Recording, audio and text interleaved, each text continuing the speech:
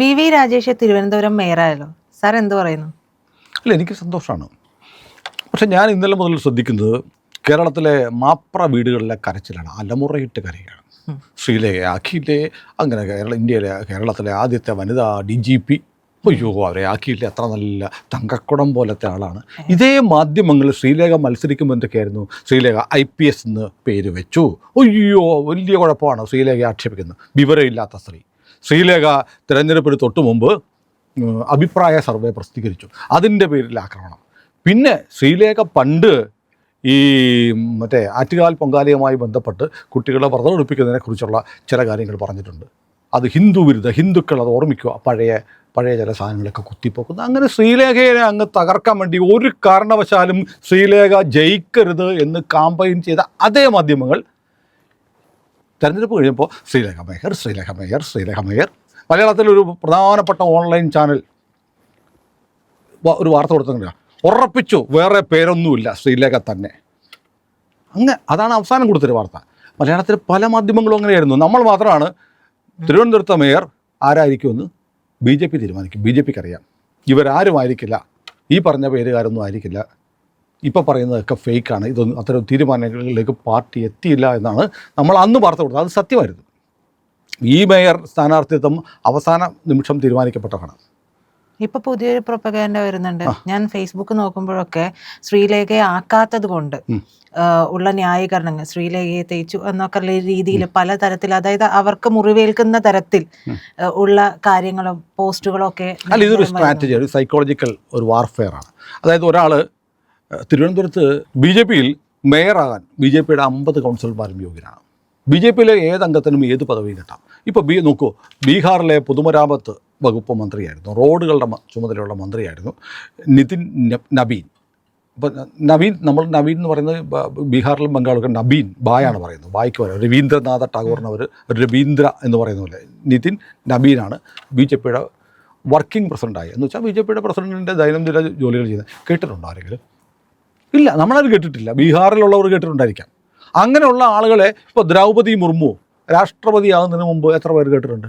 അപ്പോൾ BJP അത്തരം വളരെ സ്ട്രാറ്റജിക്കലായിട്ടുള്ള നിർണായക തീരുമാനങ്ങൾ എടുക്കാൻ ഒരു മടിയുമില്ലാത്ത, അതിന് എക്കാലത്തും ശ്രമിച്ചിട്ടുള്ള പാർട്ടിയാണ്.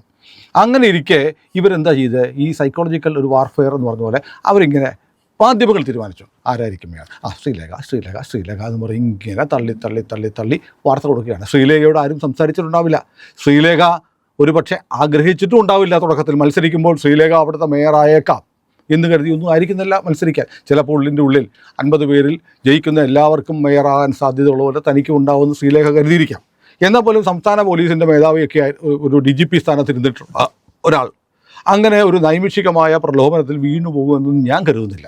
ഏതായാലും ഇങ്ങനെ ഈ ഒരു തിരഞ്ഞെടുപ്പ് ഫലം വന്നതിന് ശേഷം ശ്രീലേഖയെ ഇങ്ങനെ മേയർ എന്നുള്ള വാർത്ത കൊടുത്തത് ഒരു തന്ത്രമാണ്. ശ്രീലേഖയുടെ ഉള്ളിൽ ഒരു താല്പര്യം ജനിപ്പിക്കണം. പിന്നീട് അത് കിട്ടാതെ വരുമ്പോൾ അവർക്ക് നിരാശയുണ്ടാവണം. എന്നിട്ട് 50 സീറ്റേ ഉള്ളേ. വിഴിഞ്ഞത്തെ തെരഞ്ഞെടുപ്പ് നടക്കാനിരിക്കുകയാണ്.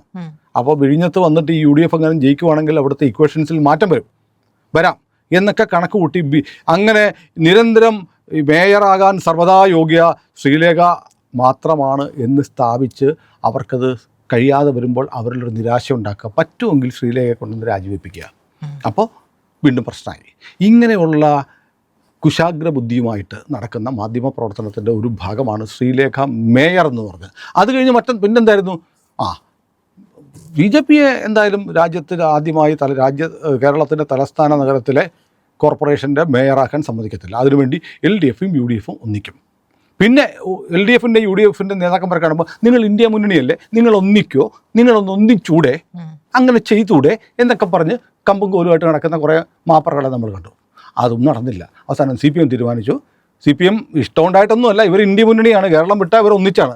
കിഴക്കമ്പലത്ത് ഒന്നിച്ചായിരുന്നു 2020 തോൽപ്പിക്കാൻ. പക്ഷേ 3 മാസത്തിനുള്ളിൽ നിയമസഭാ തെരഞ്ഞെടുപ്പ് വരുമ്പോൾ മറുപടി പറയേണ്ടി വരും ജനങ്ങളോട്. നിങ്ങൾ ഒന്നല്ലേ, തിരുവനന്തപുരത്ത് ഒന്നിച്ചല്ലേ ഭരിക്കുന്നത്, എന്നാൽ പിന്നെ നിങ്ങൾക്ക് ഒന്നിച്ചങ്ങ് മത്സരിച്ചൂടെ? ഇത് BJP ചോദിക്കും. ആ ചോദ്യത്തെ നേരിടാനുള്ള കരുത്തില്ലാത്തത് കൊണ്ടാണ് CPM ഞങ്ങളില്ല, ജനവിധിയെ ഞങ്ങൾ അട്ടിമറിക്കാനില്ല എന്ന് പറഞ്ഞത്. അത് പൊളിഞ്ഞേ.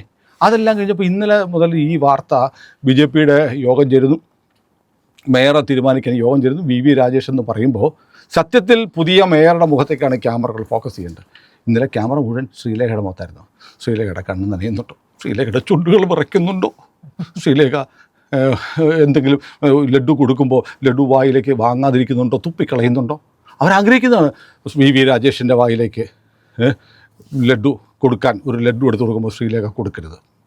ഒരു ഷോള് വി രാജേഷിൻ്റെ കഴുത്തിലിടാൻ പറയുമ്പോൾ എനിക്കെങ്ങും പറ്റൂല, എന്നെ ആക്കിയില്ലല്ലോ എന്ന് പറഞ്ഞ് ശ്രീലേഖ പണങ്ങി പോകണം. അപ്പോൾ ശ്രീലേഖയുടെ ഒരു ചെറിയ എക്സ്പ്രഷനെങ്കിലും കിട്ടിയാൽ ആ ശ്രീലേഖയുടെ മുഖം കരുവാളിച്ചിരിക്കുകയായിരുന്നു. കണ്ണുകളിൽ സങ്കടം തളം കെട്ടിക്കിടക്കുകയായിരുന്നു.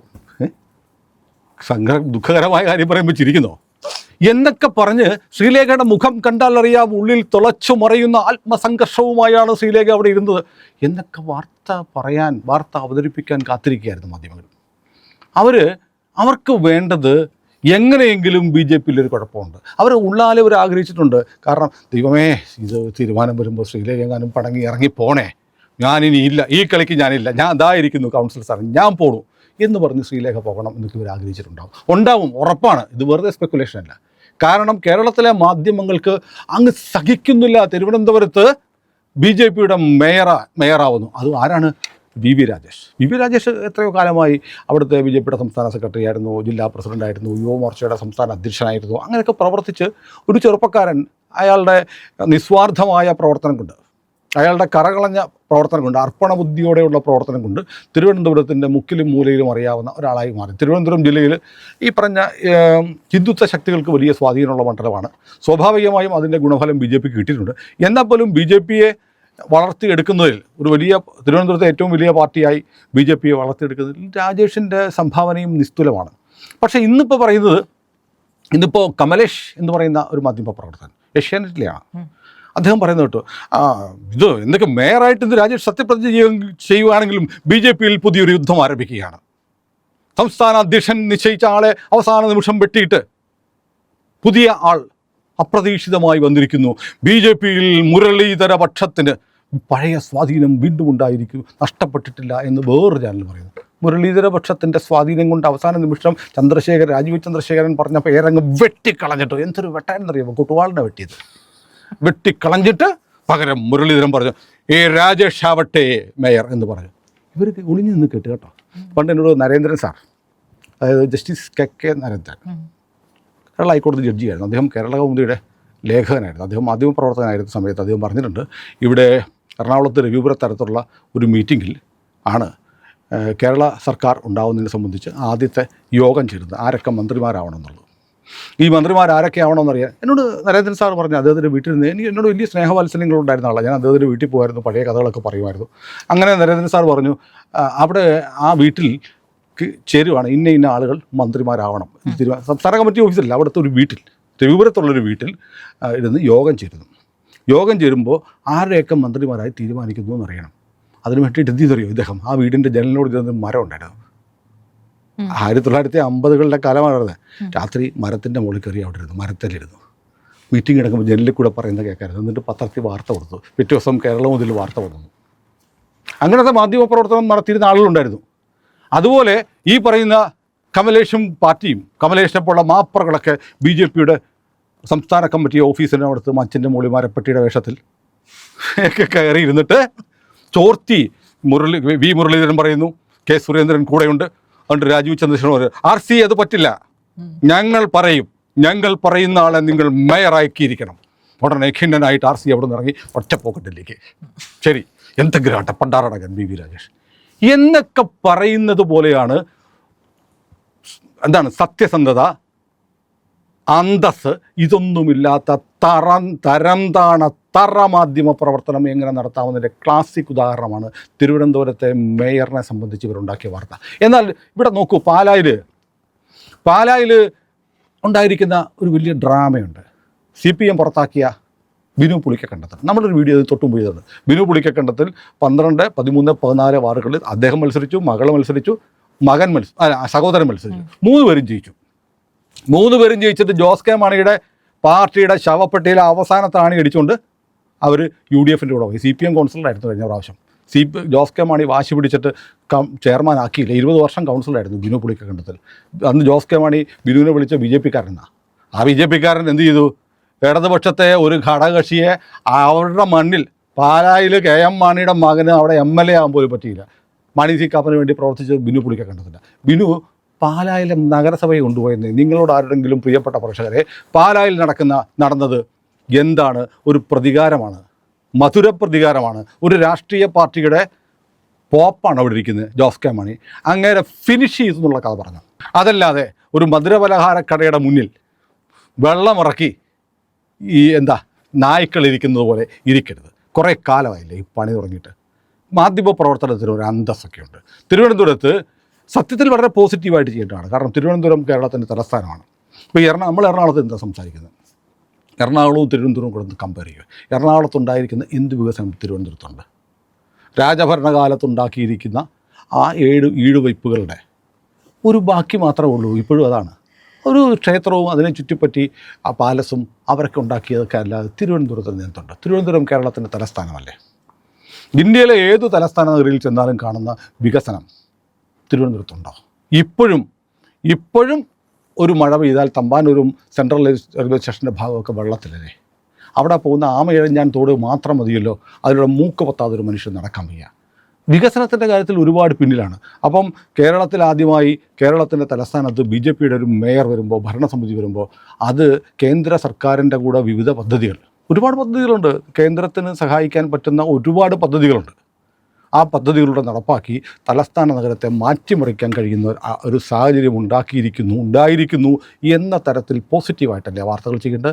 അല്ലാതെ BJPയിൽ നിരാശ, സങ്കടം, കിട്ടിയില്ല, ചതിച്ചു, തേച്ചു ശ്രീലേഖയെ എന്നൊക്കെ പറഞ്ഞ് വാർത്ത ചെയ്യുക എന്ന് പറഞ്ഞാൽ അതിനീചമാണ്. അതിനീചമായ മാധ്യമ പ്രവർത്തനം BJPക്കെതിരെ നിരന്തരം ചെയ്തുകൊണ്ടിരിക്കുന്നതിൻ്റെ ഒരു ക്ലാസിക് ഉദാഹരണമാണ്. അതുകൊണ്ട് മേയർ തെരഞ്ഞെടുപ്പിൽ PV രാജേഷ് എന്ന് പറയുന്ന നമ്മുടെ പ്രിയപ്പെട്ട സുഹൃത്ത് വിജയിച്ചതിൽ നമുക്ക് സന്തോഷമുണ്ട്. ഇന്ത്യ ലൈവ് രാജേഷിന് എല്ലാ ആശംസകളും നേരുന്നു. അടുത്ത 5 വർഷത്തിനുള്ളിൽ തിരുവനന്തപുരത്തെ ആകെ മാറ്റിമറിക്കുന്ന തരത്തിലുള്ള വികസന പ്രവർത്തനങ്ങൾ നടത്തി രാജ്യത്തെ ഏറ്റവും ശ്രദ്ധേയമായി നഗരമാക്കി തിരുവനന്തപുരത്തെ മാറ്റാൻ BJPയുടെ നഗരസഭാ ഭരണത്തിന് കഴിയുമെന്ന് ആത്മാർത്ഥമായി വിശ്വസിക്കുന്നവരാണ് ഞങ്ങൾ. അതിന് കൊച്ചിയിലാണെങ്കിലും ആളുകളോട് ഈ തിരുവനന്തപുരം നഗരസഭയിൽ ഉണ്ടാകുന്ന മാറ്റങ്ങളെക്കുറിച്ച് നിരന്തരം നമ്മൾ പറഞ്ഞുകൊണ്ടിരിക്കും. അവരെ സഹായിക്കും. അവർക്ക് എല്ലാ ആശംസകളും നമ്മൾ നേരുന്നു. തിരുവനന്തപുരം വിജയിക്കട്ടെ. ശ്രീപത്മനാഭ ജയം ആണ് BJPയുടെ വിജയമെന്ന് ഞാൻ കാണുന്നു. തിരുവനന്തപുരം നഗരസഭയിലെ എല്ലാ പ്രവർത്തനങ്ങൾക്കും ഇന്ത്യ ലൈവിൻ്റെ പൂർണ്ണ പിന്തുണ നമ്മൾ ഉറപ്പായും കൊടുക്കും. അവർ ചെയ്യുന്ന കാര്യങ്ങൾ ലോകത്തോട് നമ്മൾ വിളിച്ചു പറയും. തിരുവനന്തപുരത്തെ ജനങ്ങൾക്കും ഒരു ക്ഷേമകരമായ സമ്പൂർണ്ണമായ ഒരു 5 വർഷക്കാലം നമ്മൾ ആശംസിക്കുന്നു. ഒപ്പം ഞങ്ങളെ ഒന്ന് സഹായിക്കുകയും വേണം. ഞങ്ങളുടെ ചാനൽ ഒന്ന് സബ്സ്ക്രൈബ് ചെയ്യണം. നമ്മുടെ ഇന്ത്യ ലൈവിൻ്റെ IND എന്നുള്ള ബട്ടൺ ഒന്ന് ആ പോർഷൻ ഒന്ന് അമർത്തുമ്പോൾ ചാനലിൻ്റെ പേജ് തുറന്നു വരും. അവിടെ സബ്സ്ക്രൈബ് ബട്ടൺ അമർത്തുക. ആ ബെൽ ഐക്കണും കൂടെ ഒന്ന് അമർത്തിയാൽ മറ്റാരും പറയാത്ത കാര്യങ്ങൾ നിങ്ങൾക്ക് വേണ്ടി സംസാരിക്കാൻ ഞങ്ങൾ തുടർന്നും ഉണ്ടാവും.